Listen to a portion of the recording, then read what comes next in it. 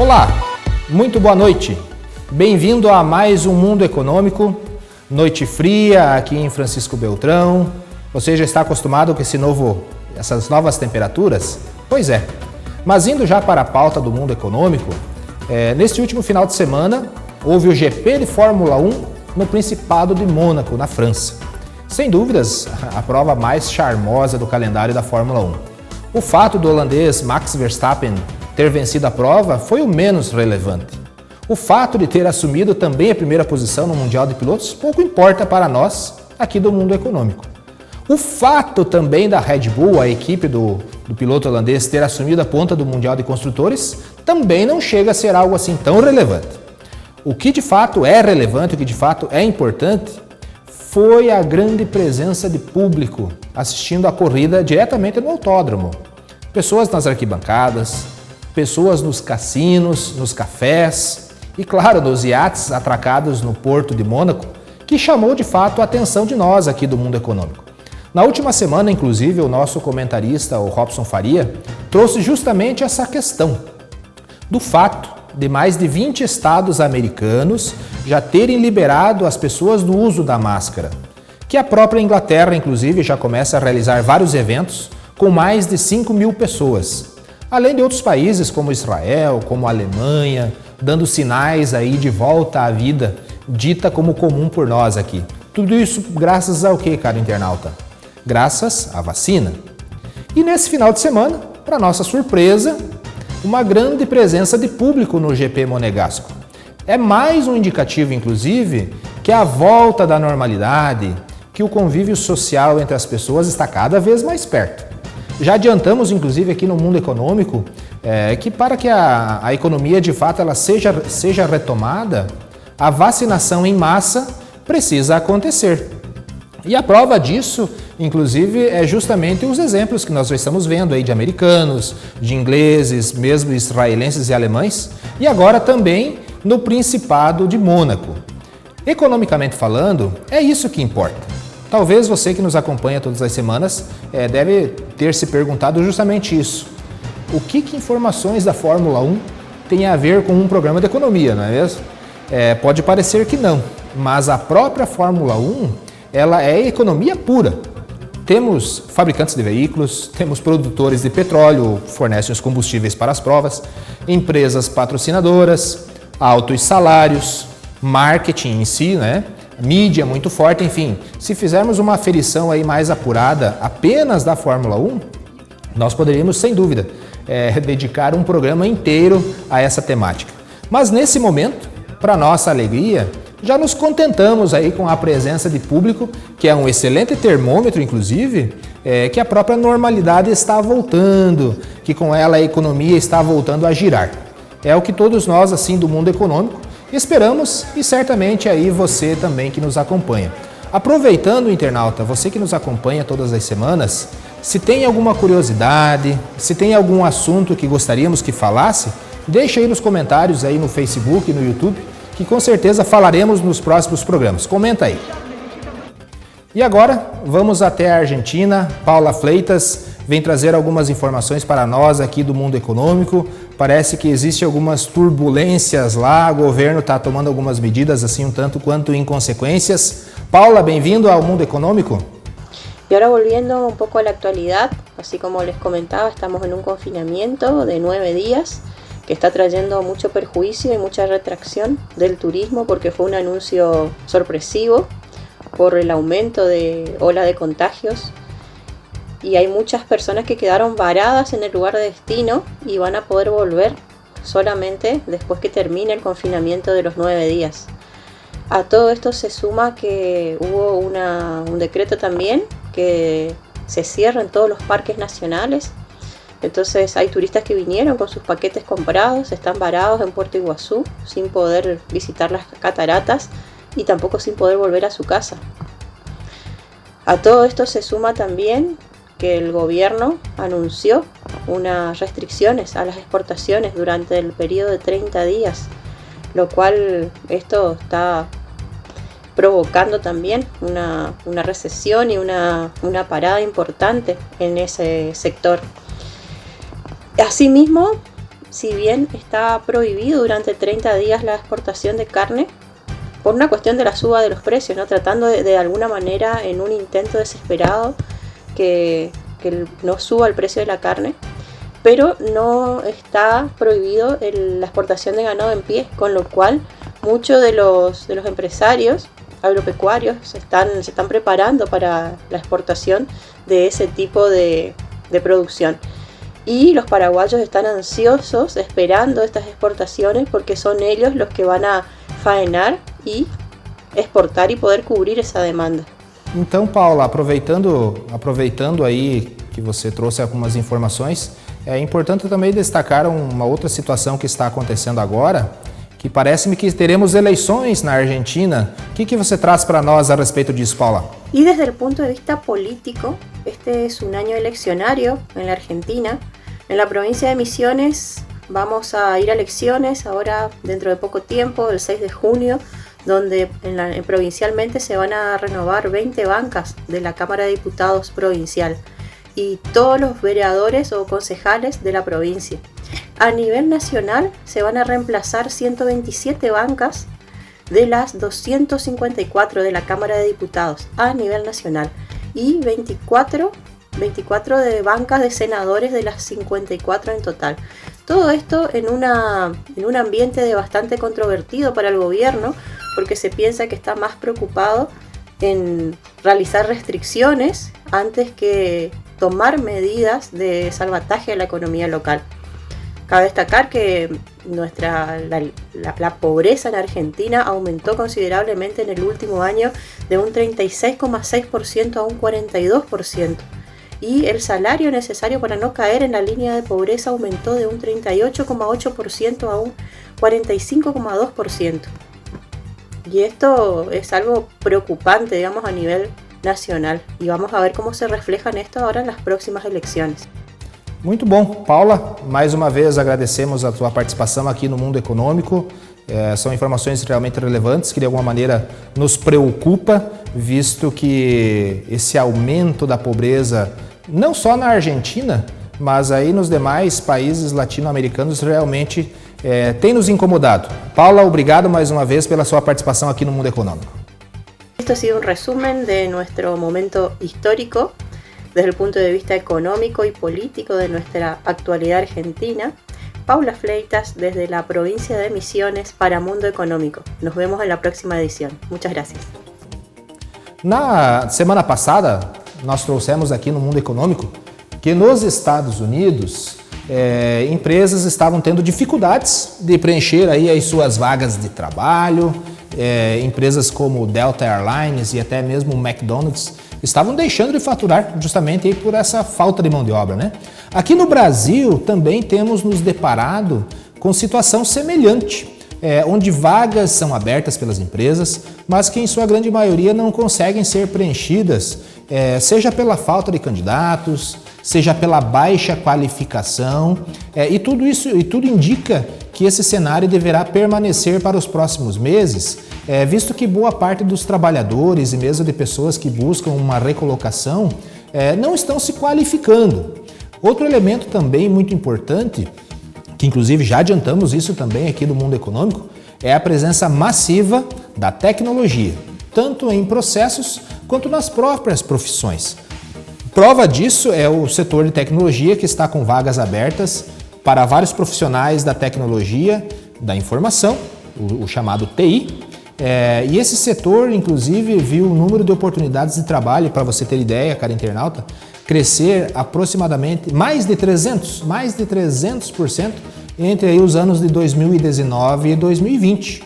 Em recente levantamento, inclusive, com as principais empresas do setor de tecnologia da informação, que especialmente aquelas que estão com vagas abertas em todo o país, são mais de 2.000 vagas que estão aí à disposição das pessoas.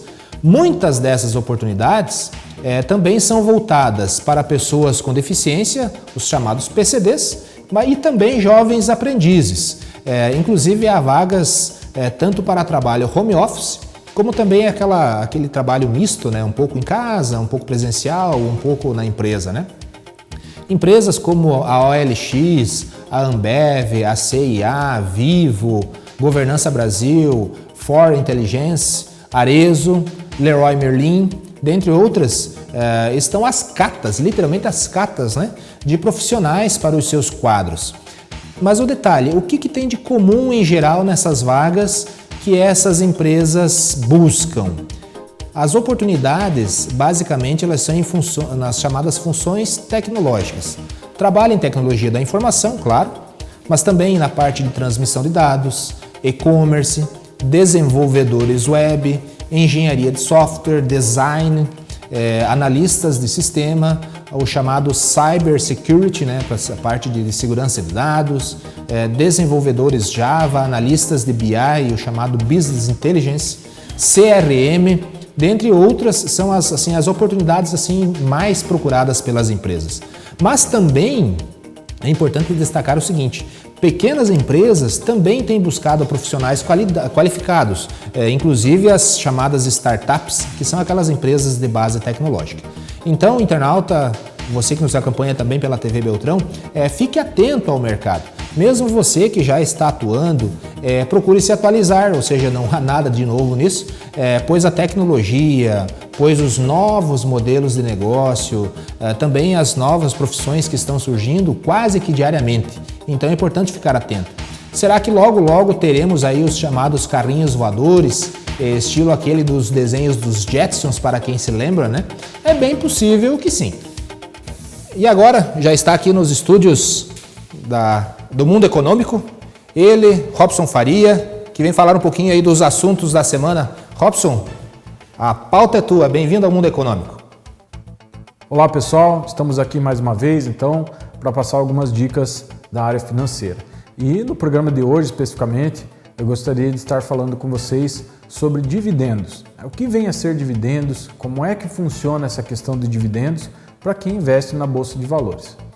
Bom, nós sabemos que a principal forma de você ganhar dinheiro na Bolsa de Valores é comprando e vendendo ações, né? Então você compra a ação em um dia e vende em outro dia, obtendo então o lucro dessa diferença, né? Vamos imaginar que você comprou uma ação por R$20 e depois essa ação valorizou para 25. Então você fez a venda dessa ação e obteve então um lucro, né, de R$5 por ação. É claro que daí você tem alguns descontos, né, como corretagem, emolumentos e tudo mais. Mas fazendo um cálculo mais simples, né, imaginemos que você tenha ganho R$5 então por ação. Normalmente você compra um lote. Esse lote ele é um lote de múltiplos de 100. Né? Se você comprou, por exemplo, 100 ações, né, um lote, digamos assim, você então terá o faturamento multiplicado por esse lote, o que daria aí, por exemplo, um lucro para você de R$500.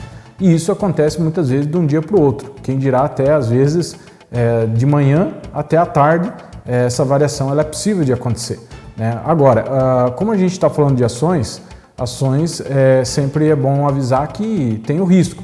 Da mesma forma que você pode ganhar esse valor, que eu acabei de fazer um cálculo simples aqui, você pode também perder esse valor. Então existe o risco de perda, né? Você comprar por 20 e daqui a pouco estar valendo 15, e aí você tem essa perda. Mas, como o início eu estava falando sobre dividendos, o dividendos então ele não tem tanto essa preocupação com a variação do valor das ações propriamente dito, porque o dividendo ele é a distribuição de lucro da empresa. Então a gente sabe que as empresas no decorrer dos períodos, né, elas têm os seus lucros, né, dos períodos, e esse lucro então parte dele é distribuído aos acionistas. Então quando você tem, por exemplo, uma ação de uma empresa, você se torna dono da empresa, ou seja, acionista dessa empresa, e aí você tem direito ao recebimento dos dividendos.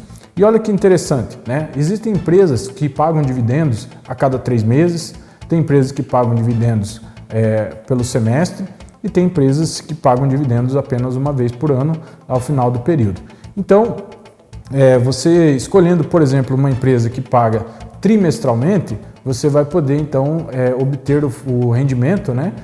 A distribuição do lucro durante o período aí de 3 meses vai entrar um dinheiro na tua conta. Então, vamos imaginar uma empresa altamente lucrativa e que você tenha uma quantidade razoável de ações dessa empresa. Então você pode estar aí recebendo os lucros dessa empresa. Esse tipo de investimento ele não é tão comum, né? Como a gente mesmo falou antes, o investimento mais comum ele é do preço, da variação das ações. Então as pessoas visam ganhar dinheiro com a variação das ações, mas é importante a gente lembrar que o dinheiro ele também pode ser ganho através da distribuição de lucros das ações. E alguns cálculos mais básicos nos relatam que muitas vezes, se você tem um valor, por exemplo, de R$200 mil para investir em imóveis ou para investir em qualquer outra coisa, dependendo do valor que você investir em uma empresa, como por exemplo a Petrobras, que é uma das mais famosas da Bolsa de Valores, os dividendos dessa empresa pode dar muito mais lucro para você, né? Pode dar muito mais renda para você do que esses investimentos mais tradicionais que a gente conhece, né? Só que é importante a gente também lembrar que muitas vezes a empresa ela pode ter prejuízo. Nesse caso de prejuízo, certamente ela não vai distribuir lucro nenhum.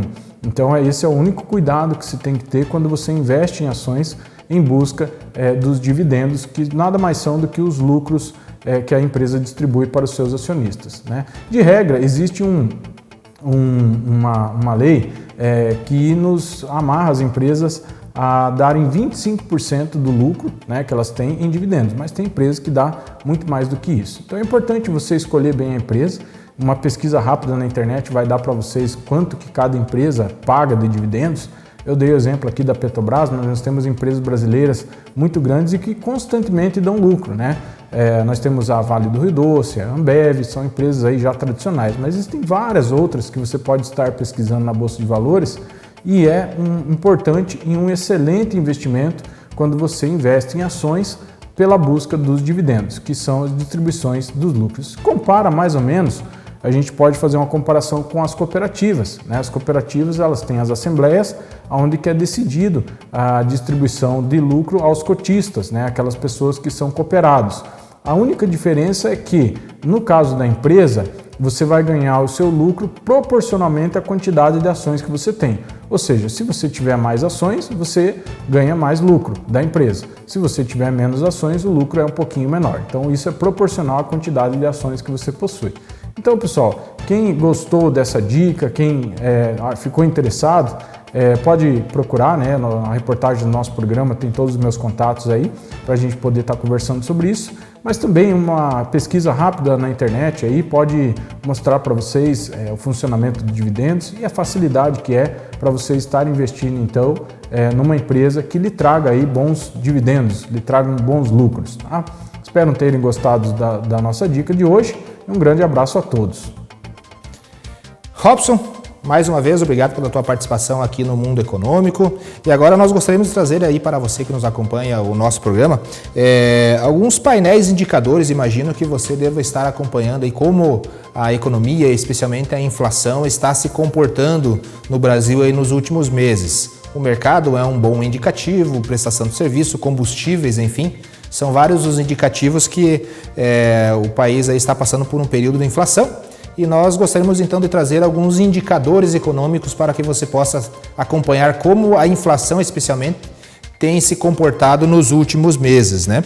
O IPCA, você pode ver aí na tela, no mês de abril, ele fechou em torno de 0,31% e no ano agora de 2021 já está em 2,37%.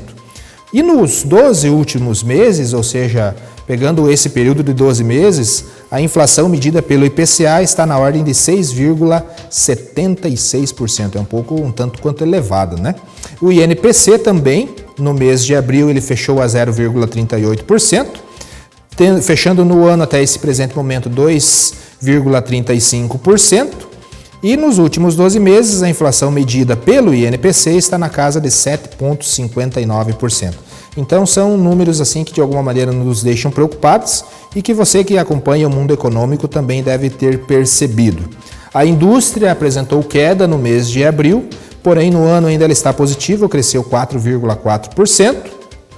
O comércio também. O comércio, infelizmente, ele tem dado alguns sinais ainda de desaquecimento, queda de 0,6%. E também na prestação de serviço. Veja que na prestação de serviços, tanto no mês de abril quanto nesse ano de 2021 e nos últimos 12 meses, serviços teve também quedas, inclusive de certa forma um tanto acentuadas. E para fechar esse ponto dos indicadores, o custo metro quadrado da construção civil. Quem está aí fazendo reformas, quem está aí fazendo novos investimentos no mercado imobiliário também percebeu isso. Alta apenas em 2021, acompanhe ali, de 6,81%. E nos últimos 12 meses, alta de mais de 16%. Então são elementos assim que, para você poder acompanhar, que nos deixam assim um tanto quanto preocupados, né? E para fechar o programa desta semana, a Câmara de Comércio Exterior, a CAMEX, prorroga até o final do ano agora, de 2021, ela divulgou inclusive uma lista de bens onde a tarifa de importação ficou a zero, tarifas especialmente para produtos aí de combate à Covid-19. O Comitê Executivo da Câmara de Comércio Exterior, a CAMEX, decidiu inclusive agora nesta última semana prorrogar até o próximo dia 31 de dezembro agora deste ano, a vigência da Resolução 17, que é justamente aquela resolução que isenta de impostos aí produtos ligados ao combate à Covid-19. A lista inclui 628 itens, entre medicamentos, entre vacinas, equipamentos hospitalares, itens de higiene pessoal, além de outros insumos. Se não fosse prorrogada essa redução da alíquota, a mesma encerraria agora no próximo dia 30 de junho. Então é mais uma oportunidade, mais uma medida do governo aí, né? A prorrogação, ela teve por base proposta e nota técnica apresentada pelo Ministério da Saúde, órgão responsável, claro, pela coordenação do combate à pandemia. Já a confecção dessa lista, desses 600 e tantos itens, foi resultado aí entre a cooperação entre os ministérios tanto da Saúde quanto a Secretaria Especial da Receita Federal, além de outros departamentos aí do Ministério da Economia. O trabalho ele é feito de forma assim muito bem coordenada para compor a relação com os produtos recomendados, tanto por parte dos organismos internacionais, e aqui inclua-se a OMS, né? Quanto por entidades nacionais, como a própria Anvisa, o Conselho Nacional das Secretarias Municipais de Saúde, além daqueles itens solicitados por associações e por empresas. Mais uma ação pública aí que visa, de fato, criar um ambiente um pouquinho mais favorável de combate à pandemia. E assim, terminamos mais um Mundo Econômico. Acompanhe-nos todas as semanas pela Rede Mundo TV e também pela TV Beltrão, seja no canal aberto, seja pelas mídias Facebook e YouTube. Mundo Econômico. Até a próxima semana.